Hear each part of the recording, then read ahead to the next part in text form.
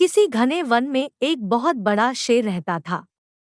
वह रोज शिकार पर निकलता और एक ही नहीं, दो नहीं, कई कई जानवरों का काम तमाम देता।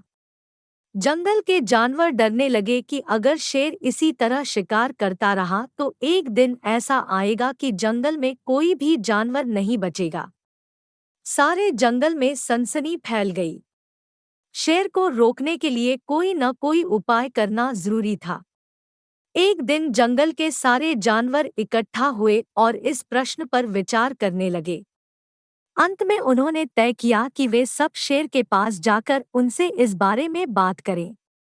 दूसरे दिन जानवरों के एक दल शेर के पास पहुंचा। उनके अपनी ओर आते देख शेर घबरा गया और उसने गरज कर पूछा, क्या बात है? तुम सब यहाँ क्यों आ रहे हो? जानवर दल के नेता ने कहा, महाराज, हम आपके पास निवेदन करने आए हैं। आप राजा हैं और हम आपकी प्रजा। जब आप शिकार करने निकलते हैं तो बहुत जानवर मार डालते हैं। आप सबको खा भी नहीं पाते। इस तरह से हमारी संख्या कम होती जा रही है। अगर ऐसा ही होता रहा तो कुछ ही दिनों में जंगल में आपके सिवाय और कोई भी नहीं बचेगा। प्रजा के बिना राजा भी कैसे रह सकता है? यदि हम सभी मर जाएंगे तो आप भी राजा नहीं रहेंगे। हम चाहते हैं कि आप सदा हमारे राजा बने रहें। आपसे हमारी विनती है कि आप अपने घर पर ही रहा करें। हर रोज स्वयं आपके खाने के लिए एक जानवर भेज दिया करेंगे। इस तरह से राजा और प्रजा दोनों ही चैन से रह सकेंगे। शेर को लगा कि जानवरों की बात में सच्चाई है। उसने पल भर सोचा, फिर बोला, अच्छी बात नहीं है। मैं तुम्हारे सुझाव को मान लेता हूँ। लेकिन याद रखना, अगर किसी भी दिन तुमने मेरे खाने के लिए पूरा भोजन नहीं भेजा तो मैं जितने जानवर चाहूंगा मार डालूंगा। जानवरों के पास तो और कोई चारा नहीं। इसलिए उन्होंने शेर की शर्त मान ली और अपने अपने घर चले गए। उस दिन से हर रोज शेर के खाने के लिए एक जानवर भेजा जाने लगा। इसके लिए जंगल में रहने वाले सब जानवरों में से एक एक जानवर बारी बारी से चुना जाता था। कुछ दिन बाद खरगोशों की बारी भी आ गई।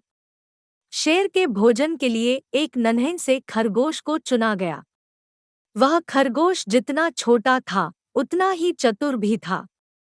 उसने सोचा, बेकार में शेर के हाथों मरना मूर्खता है। अपनी जान बचाने का कोई न कोई उपाय अवश्य करना चाहिए और हो सके तो कोई ऐसी तरकीब ढूंढनी चाहिए जिसे सभी को इस मुसीबत से सदा के लिए छुटकारा मिल जाए। आखिर उसने एक तरकीब सोच ही निकाली। खरगोश धीरे धीरे आराम से शेर के घर की ओर चल पड़ा। जब वह शेर के पास पहुंचा तो बहुत देर हो चुकी थी। भूख के मारे शेर का बुरा हाल हो रहा था। जब उसने सिर्फ एक छोटे से खरगोश को अपनी ओर आते देखा तो गुस्से से बौखला उठा और गरजकर बोला, किसने तुम्हें भेजा है? एक तो पिद्दी जैसे हो, दूसरे इतनी देर से आ रहे हो। जिन बेवकूफों ने तुम्हें भेजा है मैं उन सबको ठीक करूंगा। एक एक का काम तमाम न किया तो मेरा नाम भी शेर नहीं। नन्हे खरगोश ने आदर से जमीन तक झुककर, महाराज, अगर आप कृपा करके मेरी बात सुन ले तो मुझे या और जानवरों को दोष नहीं देंगे। वे तो जानते थे कि एक छोटा सा खरगोश आपके भोजन के लिए पूरा नहीं पड़ेगा, इसलिए उन्होंने 6 खरगोश भेजे थे। लेकिन रास्ते में हमें एक और शेर मिल गया। उसने 5 खरगोशों को मारकर खा लिया। यह सुनते ही शेर दहाड़कर बोला, क्या कहा? दूसरा शेर? कौन है वह? तुमने उसे कहाँ देखा? महाराज, वह तो बहुत ही बड़ा शेर है। खरगोश ने कहा, वह जमीन के अंदर बनी एक बड़ी गुफा में से निकला था। वह तो मुझे ही मारने जा रहा था। पर मैंने उससे कहा, सरकार, आपको पता नहीं कि आपने क्या अंधेर कर दिया है। हम सब अपने महाराज के भोजन के लिए जा रहे थे, लेकिन आपने उनका सारा खाना खा लिया है। हमारे महाराज ऐसी बातें सहन नहीं करेंगे। वे जरूर ही यहाँ आकर आपको मार डालेंगे। इस पर उसने पूछा, कौन है तुम्हारा राजा? मैंने जवाब दिया, हमारा राजा जंगल का सबसे बड़ा शेर है। महाराज, मेरे ऐसा कहते ही वह गुस्से से लाल पीला होकर बोला, बेवकूफ, इस जंगल का राजा सिर्फ मैं हूँ।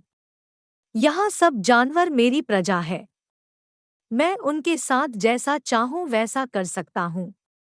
जिस मूर्ख को तुम अपना राजा कहते हो, उस चोर को मेरे सामने हाजिर करो। मैं उसे बताऊंगा कि असली राजा कौन है। महाराज, इतना कहकर उस शेर ने आपको लिवाने के लिए मुझे यहाँ भेज दिया। खरगोश की बात सुनकर शेर को बड़ा गुस्सा आया और वह बार बार गरजने लगा।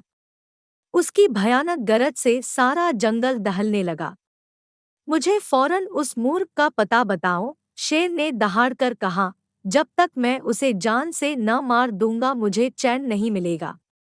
बहुत अच्छा महाराज, खरगोश ने कहा, मौत ही उस दुष्ट की सजा है।